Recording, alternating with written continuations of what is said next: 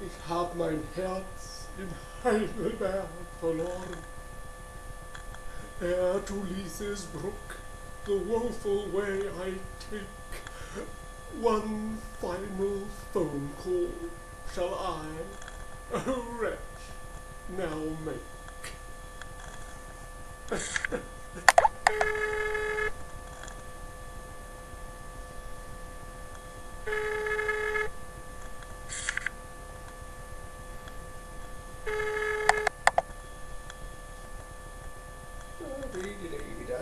Telephone.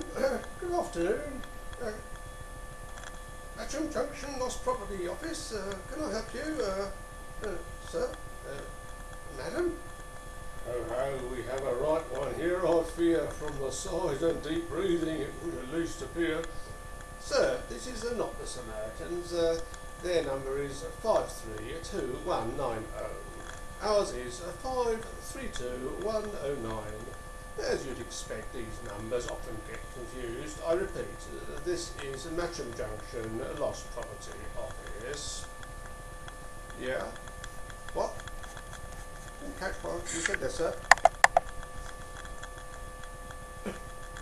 Oh, noble counsellor, wise comforter, you see so soon the quintessential truth.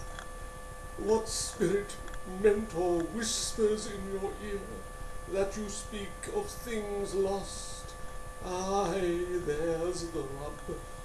How great, how irretrievable the loss, how sanctified to memory is the lost, how miserable, how wretched is the loser. I with all. Oh, very well, sir. If you insist on me helping out, I'll try my best for you.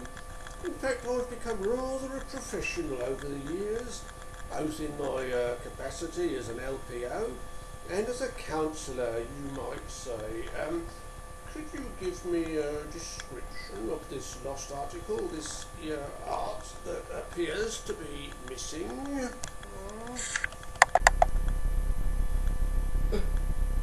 Describe the heart.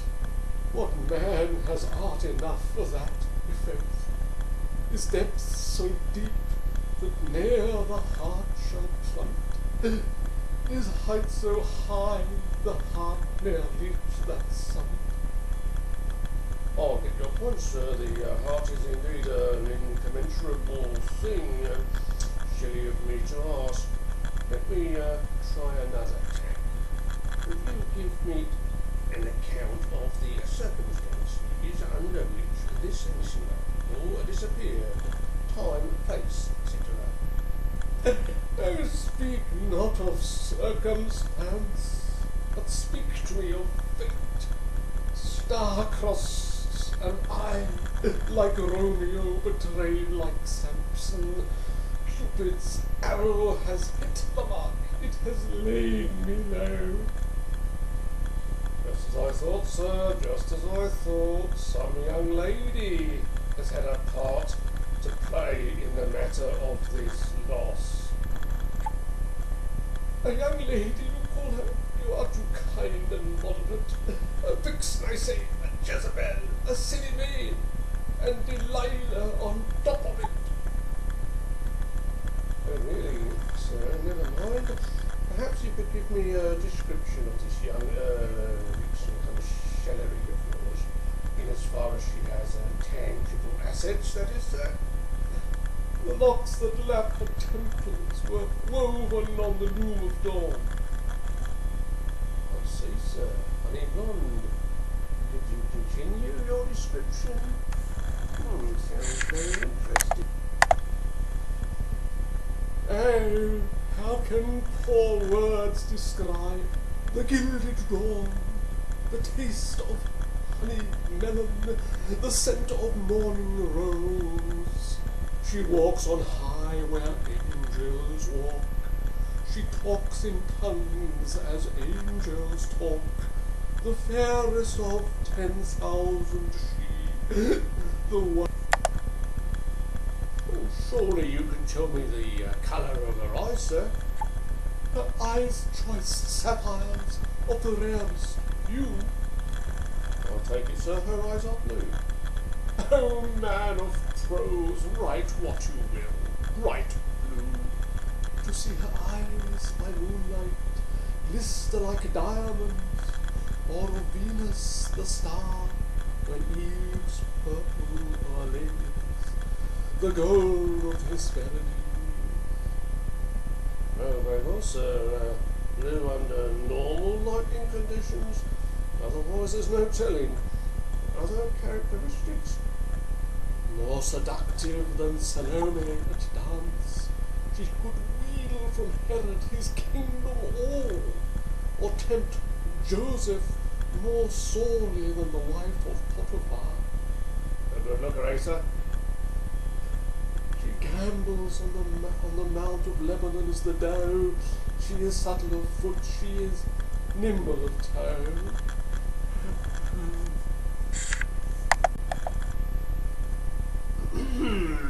Got something of a Middle Eastern or Levantine allure with it, has she, sir?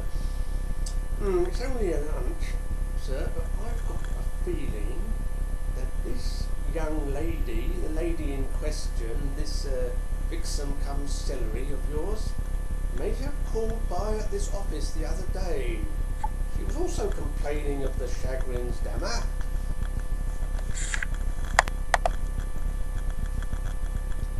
Well, sir, all I can say is, she did rather fit your description, though I only saw her eyes under normal lighting conditions, a fluorescent tube. To whom? Well, sir, to quote her own words, to a rather nondescript young gentleman who insisted on flopping all over the place like some latter-day Lord Byron. That's her. That's her, all right. None but she has so cutting, so malign a tongue. Reading from my notes, sir, I gather that the young gentleman in question had forsaken her for another. Has some Iago whispered in her ear? For whom, pray? Apparently for a very enticing young lady quite outside of this world, sir. To quote, she walks on high where angels walk. She talks in tongues as angels talk. Enough, she mocks me, oh cruel, oh drag me to the highest cliff, oh cast me in the deepest sea, to a great millstone fasten me, and roll me off the wind-tossed skiff. Far be it from me, sir, to put you off your stroke just as you're really getting going there. But I would advise you not to do anything extreme. She tagged on a message. More vitriol to Missy, yet I come. I'd stay around personally, sir. I'll read you the message, if I may. If the ubiquitously flopping latter-day Lord Byron should turn up by 5 o'clock on Thursday, the 22nd of this month, which is today's date, sir, I might add, would he pick me up at the Bricklayer's Arms around 7? There's a good horror film on at the Odeon. Then we can go to Clive Foods in Station Road for takeaway chop suey or have pizza.